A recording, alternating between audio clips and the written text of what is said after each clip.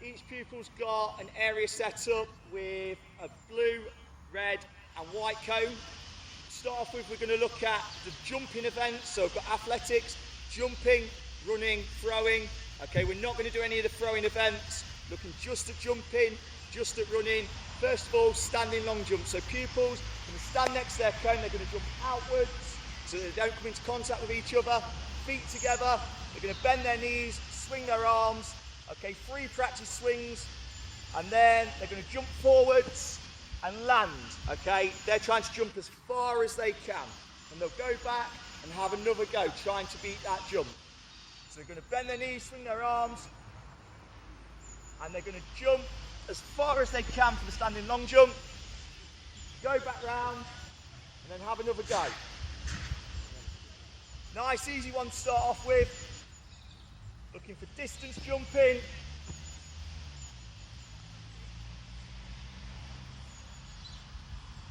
No run up, standing long jump, sports hall athletics.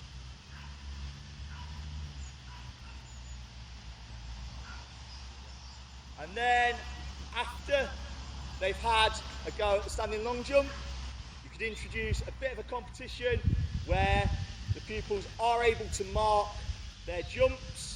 Depending on, obviously, pupils handling equipment, they'd handle 1 cone for this. It gives them a bit of an element, okay, bit of competition to try and beat their score. Also see how their friends are getting on. And after they've completed the standing long jump, we can move on to the standing triple jump. So standing triple jump, hop, step, jump. Okay, so we'd first start, see how far the pupils can hop on one leg. Land, go back round, we'd practice our hopping 5 to 10 times. Deciding which leg they're taking off.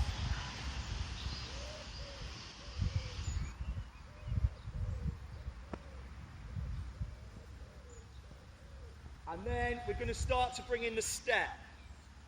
So they'll change legs mid-air. We're going to hop, step, and then go back round, practicing that 5 to 10 times again. So we're looking hop, step, and back round. Plenty of space to be able to perform this jumping activity. And then finally, after they've gone hop, step, we put it all together, hop, step, finish with a 2-foot land for our jump. So we'd go hop, step, jump. And again, depending on how strict the guidance is around children using 1 cone, they can mark where they've jumped, or you could come up with an interesting idea to enable them to be able to do that. If you're on the playground, maybe they have their own piece of chalk and they get to chalk where they mark. Maybe they make a mark in the field, in the grass, with their foot. Or for your PE lesson, they bring something from home, which is part of their PE kit, which enables them to be able to do this. If they've got a change of shoes, maybe they bring 1 shoe out and use it as a marker.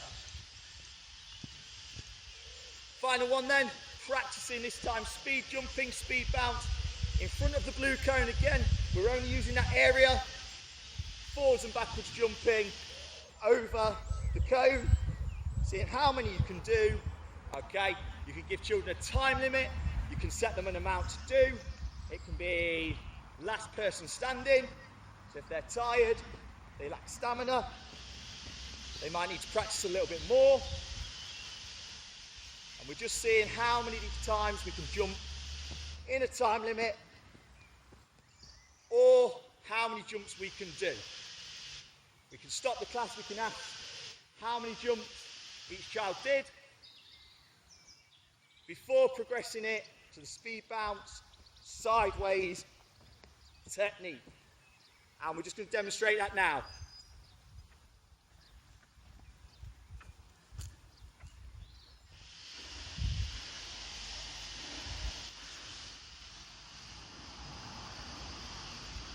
running activities. We've set up, as we've said, the blue cones, the red cones, and the white. It's just a game of traffic lights, but it's a little bit different to how we normally do it. So we would call out a colour. You could add in another row of cones at the end, okay, to make the game, okay, last a little bit longer. But our sprinters would be on the spot, jogging on the spot. They'd hear a colour, they've got to run out, and they've got to run around that cone. No touching of the cones at all with their hands. So they'd hear red, they'd go out.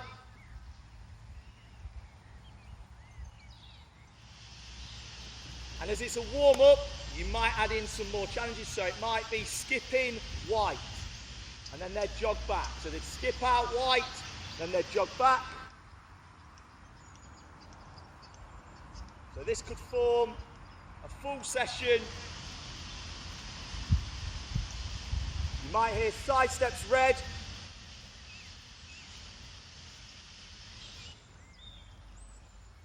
Warm-ups are going to be different as well. No tag games at the minute. And then we might have a few more competitions. So you call out a colour, and then our sprinters would try and race each other to be the first ones, their first ones back. So you'd hear red, they'd go.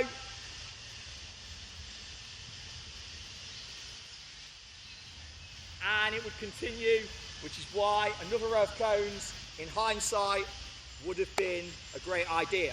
But we carry on. So after you've had the warm-up and the mini competition, we're just looking at technique work. So all we're doing this time, we're trying to see how many steps we can take between the blue and the red, high knees, and also pumping our arms. So we go out, seeing how many steps we can. That's the competition for this one, how many steps you can take. Off you go, but you've got to be moving. So you're getting your knees up nice and high, pumping your arms, good sprinters action, and then you're jogging back normally. So you just jog back normally. You could ask the team to count, or you could ask the individuals to count what they got, and then they'd repeat it. We'd look to repeat that 5 times. We're going to skip on. Now this time we're seeing the least amount of steps the sprinters can take by being bouncy on their toes, taking big strides. So it's the least amount of steps this time. So the red, off we go. The least amount of steps, using your arm movement as well. And then we jog back. Again, we repeat 5-10 times. We've got a keen one in the black polo top. And then we could even look to going into the sprint starts and shouting out the colour and working on our reactions as well. So lots of activities we can do in the sprinting. We'd finish with a race. We're looking for the top 5, going to the white, round the white. I'm going to sprint back as well. So into our sprint start. Go!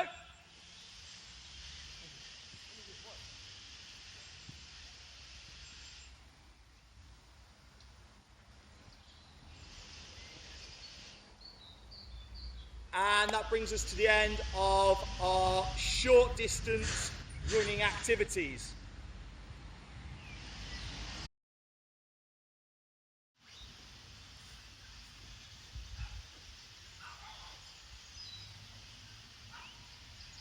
Okay, so in the return to schools, we may be allowed to use limited equipment.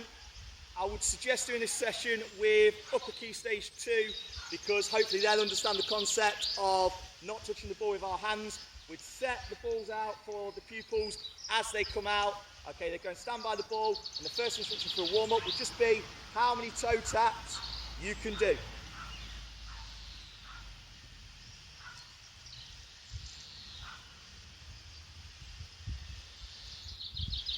So we'd make sure that it's all based on touches of the ball. We'd then go side to side.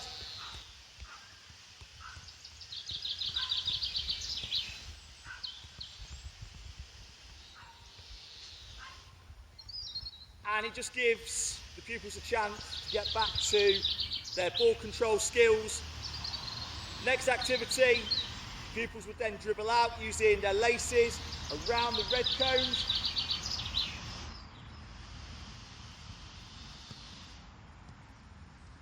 spaced out more than 2 meters, just in case anybody loses control of the ball. It might be worthwhile asking pupils at the start of the lesson and just reminding them through that if they do lose control of the ball, then don't go and get it, okay? The adults will sort it out for you, okay? Pupils will then be asked to dribble out to the white cones.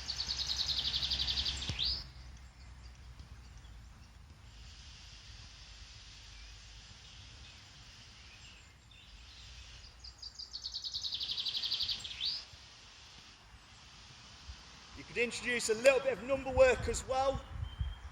You could be talking to them about their figure of 8, so pupils will now be asked to dribble in a figure of 8. I'm sure lots and lots of children will want to get back into their match, but unfortunately at this point it's not possible. Being out of a football, okay, though, we can still work on our dribbling skills, our ball control skills. And then finally, you could set the students a challenge using only your feet. Okay, what's the most creative path you can take? Dribbling out, staying as close to your cones as possible. So give them a bit of problem solving.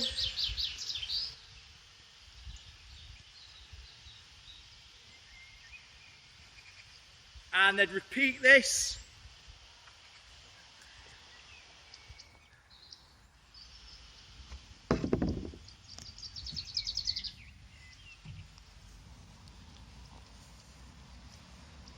So they'd repeat this one more time.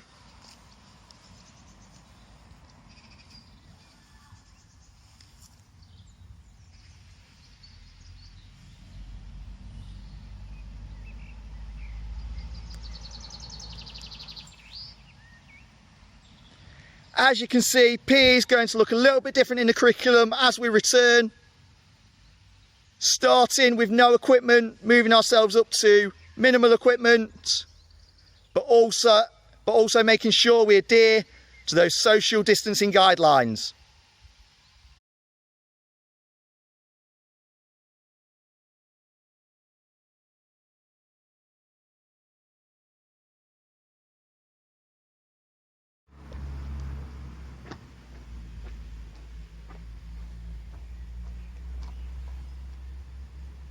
Okay guys, second part of our video now, and we're looking at the return to school and if you're allowed to use small pieces of equipment in a socially distanced PE session. So, we've each got 3 bean bags and we've got a hoop. We're spread out more than 2 meters apart for safety.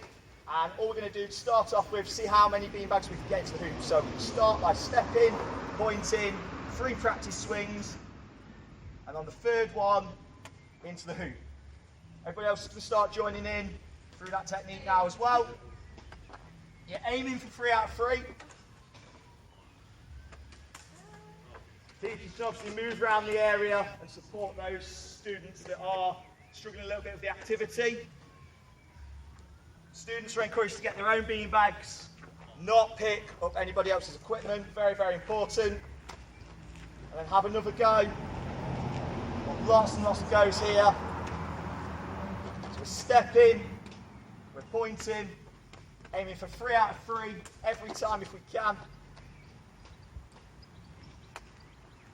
Nice simple starter activity.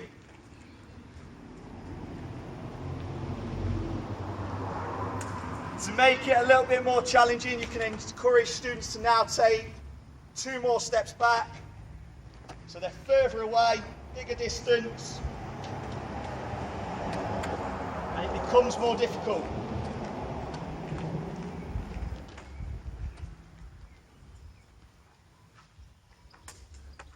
The reason we're using beanbags is because they don't bounce as much. Children should have the skills, the accuracy to be able to send it in a nice straight line, thus keeping the equipment away from anybody else.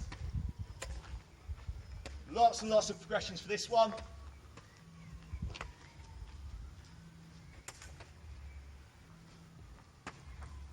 You can also test children on their non-dominant hand. So a lot of the time they'll use their writing hand. Now we're using our opposite hand. We can alter distance as well to make it easier.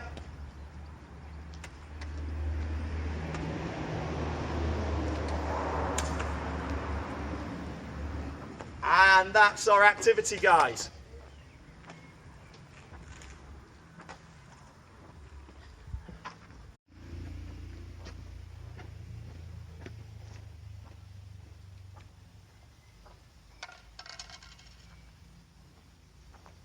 Okay, tennis activities now. I would suggest only attempting this with upper key stage 2. Give them a cone, give them an area for later on, and all they need to do is catch the ball after every bounce, throw it with one hand, catch with 2. There's your warm-up once they're in their square, once they're by their cone. Square gives them a better playing area. To make it more realistic of tennis, throw it with one hand, catch with the racket, so catch between your racket. Just a warm-up. Children probably want to get into games, unfortunately not possible at the minute due to the handling of equipment. We're looking late July, early September to be able to do these sessions. Then, as it's upper key stage 2, this time trying to keep the ball up after every bounce. Especially with the younger ones, they go around chasing the ball, so it's important we are using our more able children, whether it's a tennis after school club, lunchtime activity, maybe a 5-6 PE lesson. And we can set them challenges such as in the court, how many times can they keep the ball up?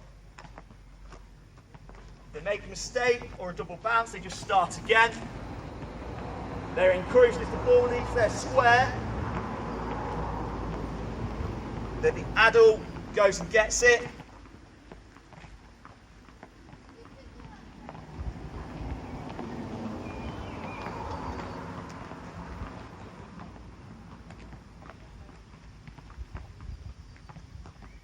The next stage could involve the children turning the racket forehand and backhand. So turning the racket over after every bounce.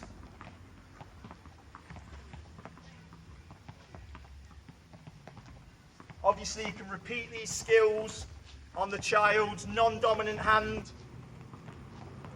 but we're making sure that they're mini skills, mini drills to adhere to those social distancing guidelines as we look towards late July and early September. Keep it going, guys. So you do need a lot of space.